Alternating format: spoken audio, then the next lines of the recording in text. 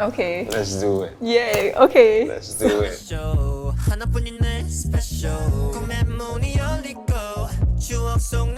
since you're returning, you've landed quite a big job choreographing Right. for TXT's Blue Hour. Yes. Can you tell us how you got that job and how it started? Right. So it it started by me receiving like an email in my Gmail. I think this is right where COVID kind of like was reaching its peak in 2020. I thought it was a spam.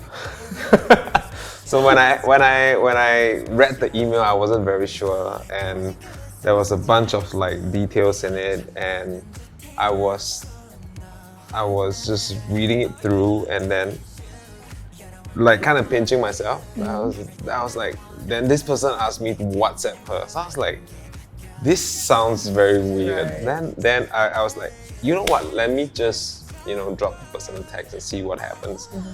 And it ended up being a real thing.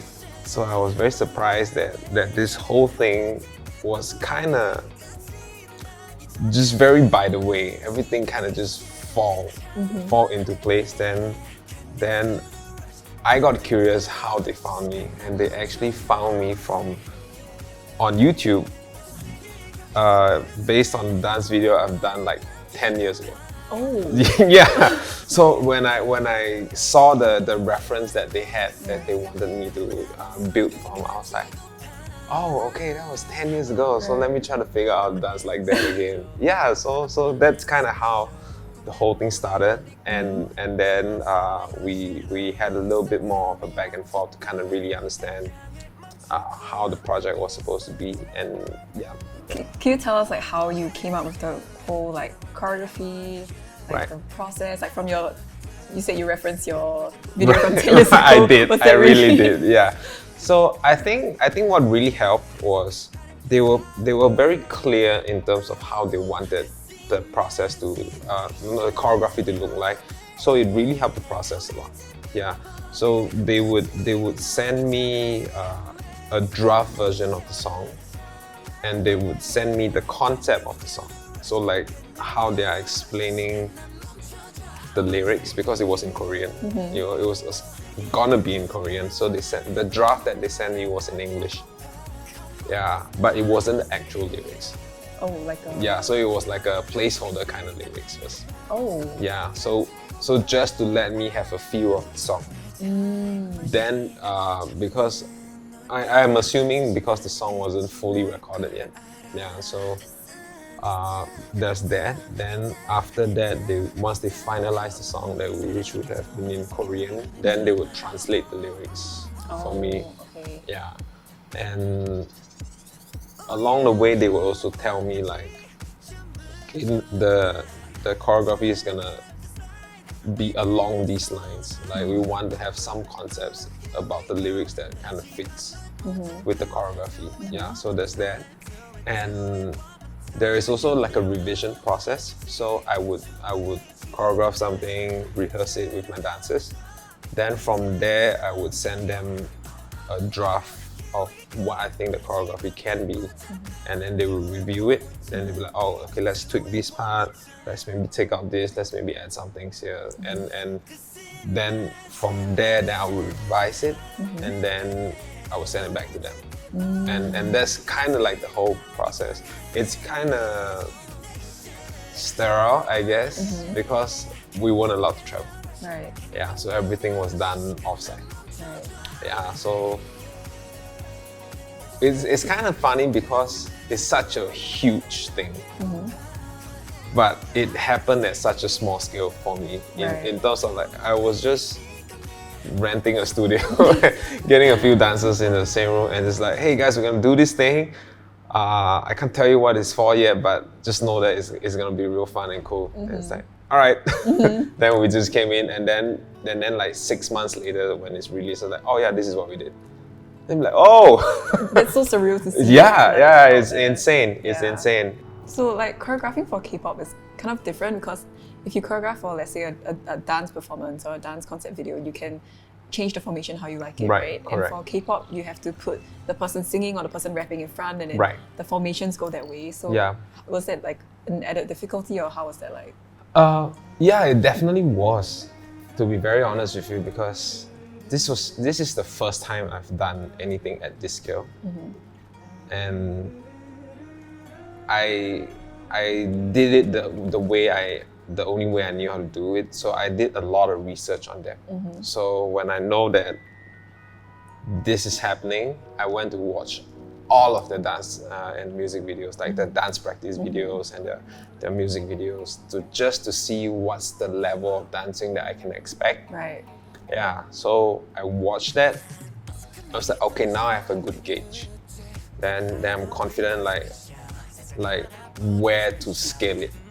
Then when I first choreographed it, then I already kind of went in with the understanding that, oh, they need to sing this. So there are parts where maybe as a dancer I would have wanted it to be a little bit more, like, you know, hardcore. like yeah. But then I was like, nah, they need to sing this. So like maybe hold back a little bit, because end of the day I think I went in pretty clear, like as a choreographer, like my role is to highlight them versus like me trying to challenge them. You know, I'm trying to work with them. Right. Yeah. So I had to make sure that I kind of always stay focused on that.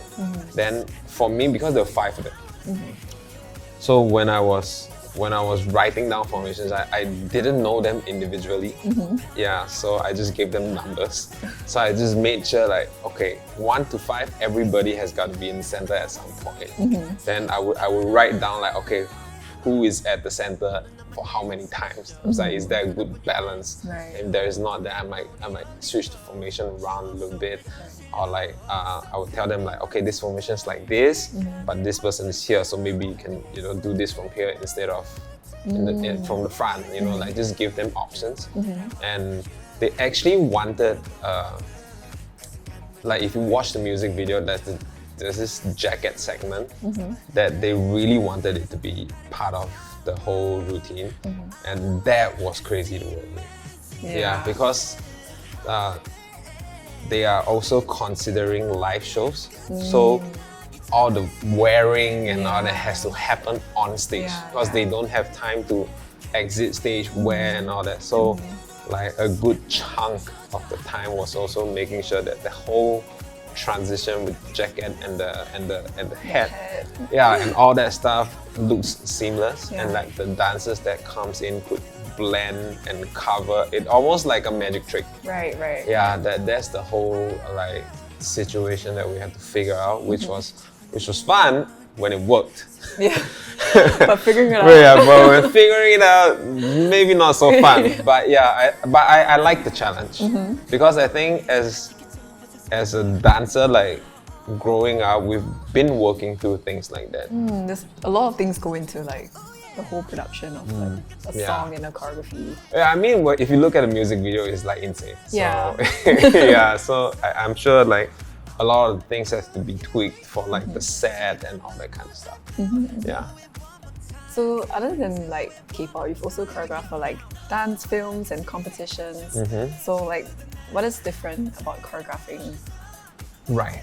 Oh, such a big topic. Oh, okay. So I think in my younger days, if I were to choreograph for a competition, like I would approach it in a way of a competitor. I'm saying I want to win. So I want to know like what's the judging criteria, and does my piece that's gonna go on stage check all those boxes. Right. So it's based on that. Based on the judges and like Yeah, what they like. you know, like what people are looking out for and how you're gonna score and how you're gonna ace this test. It's like taking a test, right? And right now where I'm at, when I decide to join a competition, which has been a while back, I feel like it's more of a place for me to just do what I want to do. And what I've come to terms with is also like dance is very subjective. Right. And when you can win a lot of things, but it may not be the most fulfilling. But when you do something that you truly connect to and you like, you will be okay with the results. What are your current views on like the dance scene right now? Like, you know, it's like really becoming so big, right? Especially these few years. Like, Right. I think the first thing I would say is Singapore is actually capable of being as good as anywhere. I feel like as someone that's started dancing late in his time, I started dancing when I was 18. If someone like me gets to go over like to US and all that to perform for like people that I look up to, and I'm not like the most talented person. I am like, if you look at my friends, I'm like, no way, you know, I'm the guy that made it. Like there were so many dancers with that when I was growing up. Like I looked up to them so much, and they were so talented and so good. Maybe I just wish that they were a little bit more stubborn and they believed in it a little bit more. And I wish that times weren't as hard for them to make that decision. Because for me, I'm not from like a very well-to-do background, but also because of that, then I am free of making a choice. Like I can make that choice. Like I just need to make sure that my mom is okay. Right. Then I'm good. Right. And dance allowed me to do that. And I lead a very simple life. So I think when it came to all the people that I saw before, they didn't have that for them. Like they had the family pressure and all that stuff.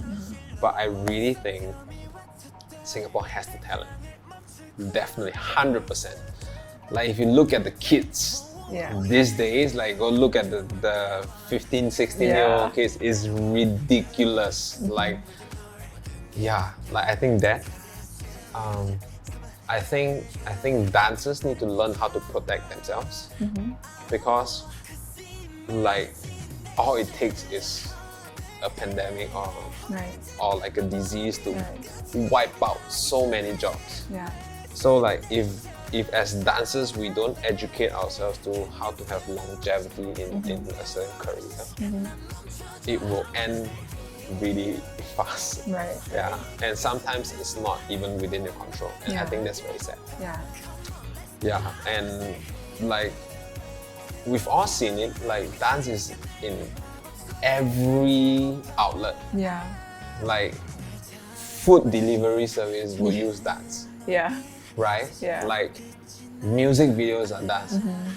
Cryptos have dance. You know, everything has dance now. And with like, you know, social media and all that stuff. TikTok. Like, so like it's a very powerful tool to have as a person. But like it's a very powerful tool to have as a person.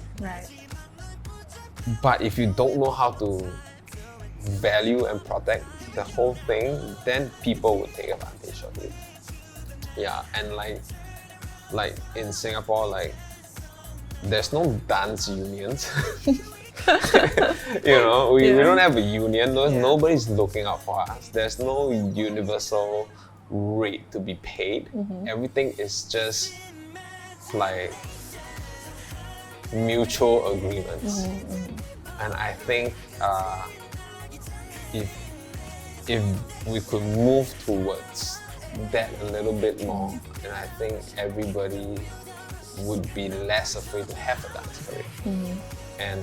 And the stigma of having a dance career can be a good one rather than you're like, oh, you don't know what you're doing with your life, you're just trying to dance your life away, you know? And I really hope that changes.